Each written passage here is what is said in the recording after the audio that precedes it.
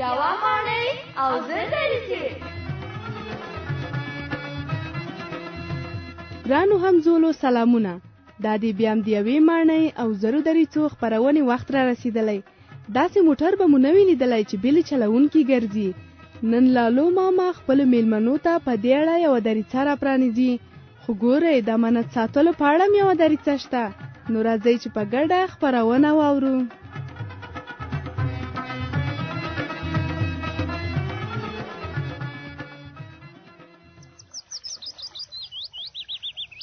واه واه، د ماڼۍ د انګړ څومره ښکلی شوی ده. دا ونې څومره شنې شوي دي. دا څومره ښایسته ښکاري. بیا پسرلی په وطن راغی، پاس په هوا درومي د ځانو قطارونه. واه واه، نام خدا زوروره، څومره ښه لنډۍ دې وویله، ډېره مې خوښه شوه. وای لالو ماما، ته له کومه شوې؟ زما خو هېڅ درته پام نه و. له تا یې څه پټه، دلته پر دغه پوله ناست ومه، د ګلانو سیل مې کوو. ښه ښه، ولا د ماڼۍ انګړ څومره ښه شین شوی دی، د سړي زړه پکې باغ باغ شي. سلام علیکم لالو ماما. وعلیکم السلام. ستړې مشې نازه ولې؟ څنګه دې ساه ولاړه ده لکه چې ډېره په بیړه راغلې؟ هو لالو ماما، قسم رانه راغی، زه نو شاور پسې راغلم. نازي خورې، خو ته په کور کې ناوخته شوې، نو زه هم را روان شوم. اسمه دا عینکې دې ولې په سترګو کړي دي؟ نازې، څنګه داسې ورته په غوسه شوې؟ عینکې په سترګو کول خو څه بد کار نه دی. لالو ماما، زه هم نه وایم چې عینکې په سترګو کول بد کار دی، خو دا زما د همصنفۍ دي. هغه بله ورځ مې سترګو اوښکې کولې، هغې امانت راکړې، ما را سره راوړي، سبا یې بېرته وروړم. نو دا خو دومره خبره نه ده. دا دی اوس ما په سترګو کړي دي، سبا یې بیا بېرته وروړه، څه دوا خو مې پرې نه ده کړې. تا د خدای پوکړي، دا عینکې امانت دی، امانت. که درنه ماتې یا ورکې شي بیا به څه ځواب ورکوم؟ زورورو، تاسې اوس جنجال پرېږدئ، راځئ چې ماڼۍ ته دننه لاړ شو، نورې خبرې به بیا همالته کوو. سمه ده، درځه لالو ماما.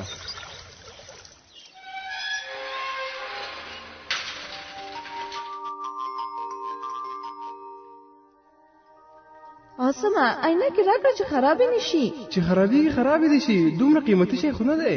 لالو ماما، دغه سم خو لږ پوکړه. اسمه، نازیه سمه خبره کوي، ورکه عینکې ورکه. سمه ده لالو ماما، دا دی واخله بخیلې. بخیله نه یم، خدای عینکې امانت دي.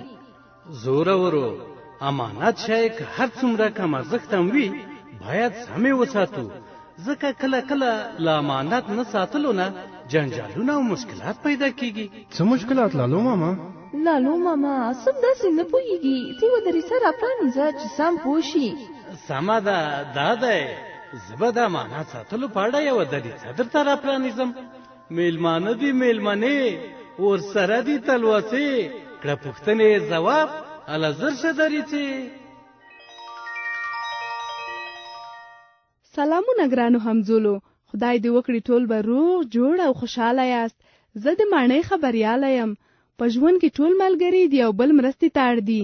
د مرستې لپاره ځینې شیان هم یو بل ته امانت سره ورکوي، خو کله کله د ځینو ملګرو او دوستانو ترمنځ په داسې شیانو مشکلات او جنجالونه پیدا کیږي.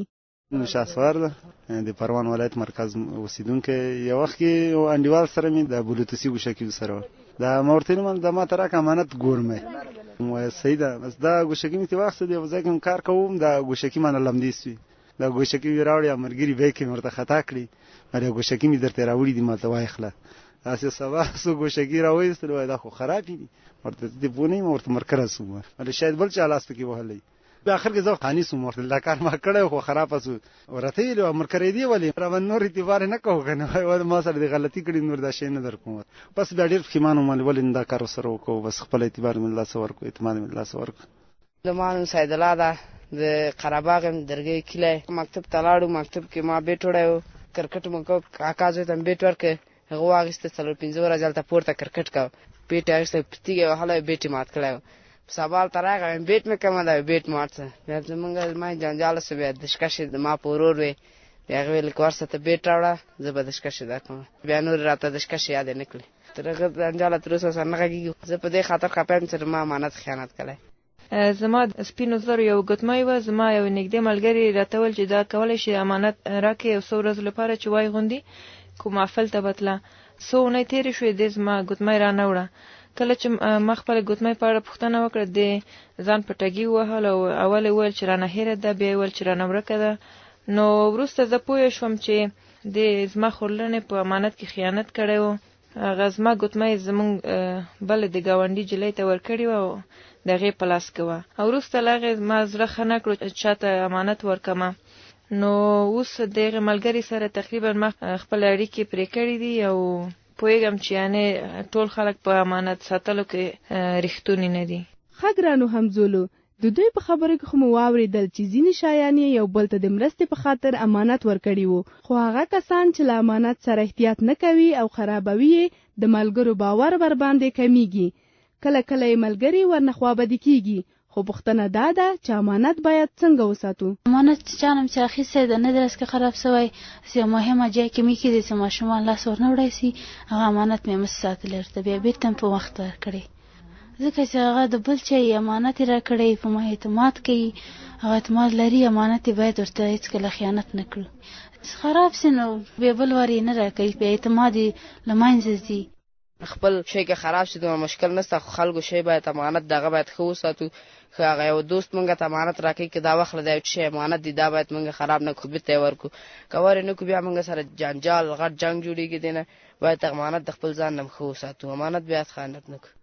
معذله مې درګي وو، موټرسایکل مې ونه واخیستل، د کاکا زوی نه مې نیم لاره کې راغلم جام پاتې شو. ویې مې ته د مستري ته لږ پیمانسره به مو سره وکړم، مستري جوړ کړه، جوړ مې ورته راوړی، جوړ مې بېرته ورکړه. د دوی په خبرو کې خو مو واورېدل چې امانت شی د ځان تر شي هم ښه ساتي، که ورنه خراب شي بیرته یې ورته جوړوي. ښه همزولو، که امانت سم وساتو او بیرته یې خپل څښتن ته تسلیم کړو څه ګټې به ولري؟ امانت نو سم وسپارل سي، ګټې به یې دی که بیا بل درکو نه بل څه وغواړي بیا هم درکوي، ملګري به هم جوړوي، هغه شی په کارېږي تی ورکوي، د تا په کارېږي هغه یې درکوي، په خفګان به در منځ نه راځي، یو بل سره به جوړ اوسېږو. هغه به ما ته یو شي ورکوي بېرته به یې همغسې راسپاري، زه به یې هغه ته ورکړم، هغه به یې بېرته صحیح راسپاري. بس خیر وخت. والا ډېرې ښې خبرې وکړې نازي خورې، بیا به د چا له امانت شي سره داسې بې باکي نه کوم. دا دی زورورې، عاصم په خپل کار پښېمانه شو. ښه شو چې پوه شوې عاصمه. په رښتیا هم که امانت شی خپل څښتن ته په وخت او جوړ ورنه کړو بل ځل بیا راباندې باور نه کوي. او بالکل. دا دی په دغه مجله کې وګورئ، د امانت په اړه پکې لیکل شوي دي. د امانت ساتل فرض دي، که څوک امانت نه ساتي ګناهکاریږي هم. اوهو لالو ماما، د مجلې په دې بله پاڼه کې دا د موټر عکس ته څه لیکل شوي دي؟ کوم دغه یادوې؟ هو وګوره ورته لیکل شوي دي بې ډریوره موټر. څه موټر بې ډریوره تلای شي؟ او دا وګوره دلته لیکل شوي دي په وروستیو کلونو کې داسې موټران جوړ شوي چې هېڅ ډریور ته اړتیا نه لري، خو خپل د مقصد ځای ته بار وړي. عجبه ده لالو ماما، نو ته خو یو دریځه پرانیزه چې دا موټر چیرې دی او څه ډول موټر دی؟ څو لالو وي در سره چې ونه کړې اندېښنه. دا دی دا یې هم دریځه. راهلې ته همدا چینل پرېږده چې دا څه وایي. سمه ده حامده، تصور چې زه لږ غږ چیک کړم. د امریکا د لویو لارو د ترافیکو د امنیت ادارې د لومړي ځل لپاره یو بې چلوونکي واګون موټر ته پر واټونو د تګ راتګ اجازه ورکړه. دا واګون چې د وسایلو د وړلو راوړلو لپاره دی، له چلوونکي یا د بل انسان له مرستې پرته لاره او ورښودل شوی ادرس موندلی شي او د خپلې لارې په وړاندې خنډونه پیژني. واه دا خو ډېر جالب موټر دی. ته ورته وګوره، دا موټر څومره ښه پر سړک روان دی. وګوره هغه دی په ګولایي راتاو شو. هو وګوره هغه کس تر سړک اوړي، موټر ورته ودرېد. دا لومړنی بې چلوونکي موټر دی چې د امریکا په کالیفورنیا ایالت کې د ګرځېدو اجازه ترلاسه کړه. البته تر دې وړاندې ګڼ شمېر داسې بې چلوونکي موټرونه راوتلي او د ګرځېدو اجازه یې ترلاسه کړې چې کومکي چلوونکي لري او د تخنیکي ستونزې یا کومې پیښې په صورت کې مرسته وکړي. دا کوچنی برقي واګون به په لویو ښارونو کې د اوسنیو لاریو او نورو باربري موټرونو ځای ونیسي. نو چې دا به څومره تیز دي؟ ټاکل شوې ده چې په لومړي پړاو کې دا ډول 15,000 بې چلوونکي الکترونیک یا برقي واګونونه جوړ او بازار ته راووځي اټکل کیږي چې رستورانتونه د خوراکي موادو پلورنځي او ځینې کمپنۍ تر نورو ډیر دا ډول موټرونه وپیري. دا موټرونه په یو ساعت کې شاوخوا 50 کیلومتره مزل کولی شي. ډیر عجیبه موټر و. هو والا نه چلونکی لري او نه هم څوک لاره ورښيي، په خپله لاره او ادرس پیدا کوي. زه به دا خبرې خپلو ټولو خورلنډو ته هم ووایم. زه به هم خپل ملګرو ته ووایم. لالو ماما خیر اوسې، نن مې په ماڼۍ کې ډېرې خبرې زده کړې. پر دې پوه شوم چې له امانت شي سره باید ډېر احتیاط وکړو. زما خو د بې چلوونکي موټر معلومات هم ډېر خوښ شول. عجیبه موټر و. بې له چلوونکي او لارښود څخه ورکړل شوی ادرس موندلی شي او بار ورسولی شي. ښه نو اوس نو دا ټولې خبرې خپلو همزولو ته م ووایاست چې هغوی هم پوه شي. سمه ده لالو ماما، اوس نو که دې خوښه وي موږ به هم درنه لاړ شو. سمه ده، ورځئ نو په مخه مو ښه شه. زم چې په ماڼۍ کې کار لرم او نیالګي کښېنومه.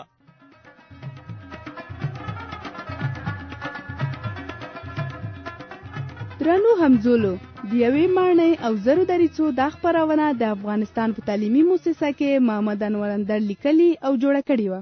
زموږ نړۍ زموږ راتلونکی.